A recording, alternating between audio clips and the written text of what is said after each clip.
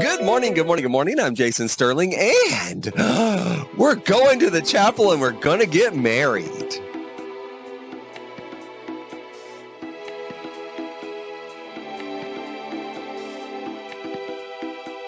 Okay, we're going to the chapel and we're going to get married. It looks like this is going to be a wedding-inspired pack.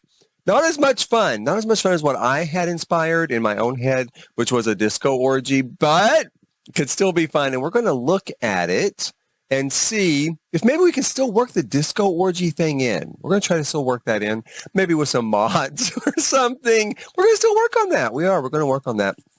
But first, we're going to look at this list of stuff in game. So we've got key features kind of what I suspected. It's going to lean real heavily. It's inspired by weddings, but it's not just about the wedding ceremony. It leans heavily on the parties around a wedding, things like an engagement party and the rehearsal dinner and bachelor party. That's where I'm thinking the disco orgy thing figures in. Hey, this is your last night to have fun, at least until you get divorced. And sometimes marriages last 2 or even 3 years. Okay, so this is your last chance for fun until you get divorced. So, that sort of party. And then also like the reception following. So you have all these parties you can kind of plan, and you focus on the details of your wedding, right? Okay, so there's a lot of new assets, it looks like, for the venue and for the wedding party. I think that's where the wedding part of it is really coming in. A lot of new venues. Now, interestingly enough, they're showing a sort of, let me look at the picture here myself. They're showing a sort of like a cake truck. So another food truck option. But they also, now this could all be faked, I don't know, but they also seem to have a sort of walk-up window in a building. I hope that's the case. It's hard to know, but I hope that's the case because, sometimes marketing with The Sims is not entirely honest. It's painting a picture. It's painting a vignette of what you can imagine is in the game. But when Cottage Living had the shells that you could walk up to and kind of look at the stuff in the window, and one of them was a bakery, my thought then was, wouldn't that be cool if they just integrated a stall even or a stand into that building facade, that building shell facade. It's early in the morning here, early in the morning. And then you could walk up and buy baked goods and stuff there. That would be really cool. So it looks like that's what we're getting. So I do think that's really cool. You're going to be able to do things like choose your cake, though, build your venue, et cetera, et cetera. Sims, I'm going to say, are just not going to sit down at the wedding. That is not changing. Because even the rendered art here, the renderings, they're not sitting down. So I'm going to go with that. Sims are still going to stand up and do all the sort of inappropriate things at a wedding that they've always done. So I'm going to say that. But the assets look really, really cool. And I do think we're going to enjoy that side of it quite a bit. That's going to bring a lot to the game. Now, here's the big thing. Oh my gosh, you guys. So after the ceremony, you can serve tea to your family. Oh my gosh. Okay, so wanting to be able to have tea time or serve tea or whatever has been a big thing. A big request everything's been a big request at this point for a long time. The Sims 4 has been around for 7.5 years. So everything has been a big request for a long time. It's been a big request for a long time. And I've always thought it was really cool in game to be able to do that. So hopefully this is not a wedding-tied event. Hopefully you'll be able to serve tea at home or maybe set up a mock tea time at a hotel or something like that. That's my hope. Or you can go to another party like the reception. So far, at least 4 different parties are really what the pack is about, I think, along with the other stuff. But there's 4 new parties in here that are not the wedding itself, but inspired by and kind of circulating around the wedding. The reception would be kind of the last one. Now, here's the deal. There's this idea of being able to invite people to dance. You can do that right now. So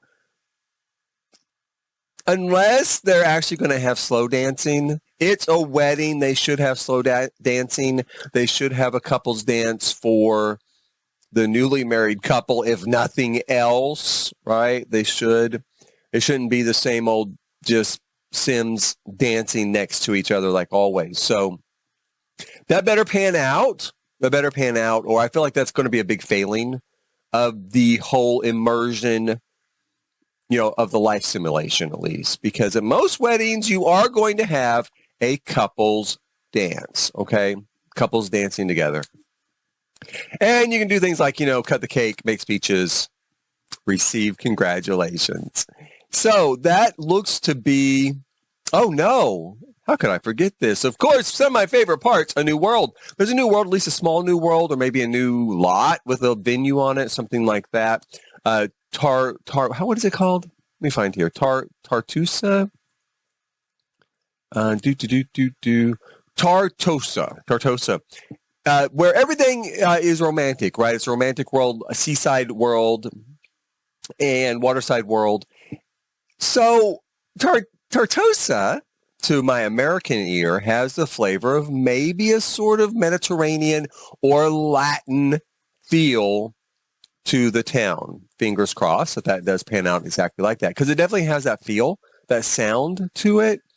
And so maybe, if anybody in the world at Maxis was thinking, this would be a Brazilian flavored town to bring in a little more Brazilian culture outside of just carnival and the flirtatious clothing of the carnival kit. I think that'd be really nice. I hope that does pan out and that we do have that, at least that feel in the environment, because as I said during the kit kind of review, the kit's great. It's great to add cultures into the game using kits, but so many cultures are more than just a handful of items, of build items or cast items, whether it's Morocco or Brazil or Korea. So to my way of thinking, I hope that this is going to kind of maybe expand on that a little bit. I hope. Fingers crossed. If not, and it's a Mediterranean-themed kind of world, that's fine too. I would like to see something maybe Greek or Italian. Would be great. So we'll see how it ultimately pans out, what it ultimately works like, and looks like when we have it in the game. Now, one exciting thing is this in regards to the world. Now, again, unless this is kind of little shadiness on the side of marketing, it looks like the new world is going to have a beach. So you can have a beachfront wedding, and if it's going to have a beach, will it have swimmable ocean water? Will we finally have an alternative to Solani when it comes to some place to swim in the ocean? And like I said, it definitely looks like you're going to have beachfront weddings. I mean, you're going to have these beachfront weddings. So I would think now that we have routable water, the water behind them would be swimmable. It would be something that you could swim in and do other stuff in, aside from the wedding. That's my hope. So we're going to see. Again, I'm just too used to this idea that Maxis presents something as you can imagine it or you can use it in game. Now, typically, we're not going to have anything shown on these sort of marketed assets that aren't either in the base game or the new pack, right? Because they're not going to show stuff that you're not going to have to use. So they shouldn't be using like Sulani or something as a backdrop here. And I don't think there's any place else that we have there's no place else we have a beach in base game. Like there's not a beach at Willow Creek, right? So my thought is that this, hopefully will be a routable water beach and someplace else we can go. Aside from Sulani, to have a true swimming experience, fingers crossed on that, and fingers crossed that we can have a really good beach wedding experience, kind of as it's showing here in the art. Fingers crossed. In the meantime, what can I say? That's probably about all we really can say about this pack at this time. I don't like judging or guessing on a pack early on. The marketing is oftentimes not entirely, like I said, specific. And the details sometimes don't pan out exactly as they kind of read on a sheet of paper, like it looks really good on paper, right? It looks really good on paper. It looks pretty good on paper. This is a game pack, and it looks pretty good on paper. What I'm seeing for the additions to the game do look pretty good on paper for a game pack at roughly $20 American dollars. In America, a lot of these discussions go across. One just went across in regards to the kit. I don't tell people about pricing in other countries and American corporations. I don't. Yeah, I get it that it appears to be a little bit of gouging, where it costs more with the exchange rate in, say, Brazil or Canada or wherever, England, than it does in the United States. I don't know what to say to that. I've spoken out about it before. I don't think it's fair. I don't think it's right. But in America, it's going to be $20 US dollars in the United States. So right now, I guess it looks okay for that, right? But like I said, I don't like to prejudge it. I don't like to prejudge it good or bad. It just oftentimes, what we're seeing here a lot of times too isn't everything, and so then they start to roll out some trailers or maybe a live stream, and there's more to it because they want to have this surprise, or maybe like the game changers they do like, and they did invite to like the private live stream, maybe have this big surprise, that they saw and they know about, and so something's still coming down the pike. I don't know. Right now it looks okay. And we will know more, I'm sure, shortly. And that was it. In the meantime, please hit like, subscribe, and notify to see more stuff in the future. And thank you for watching.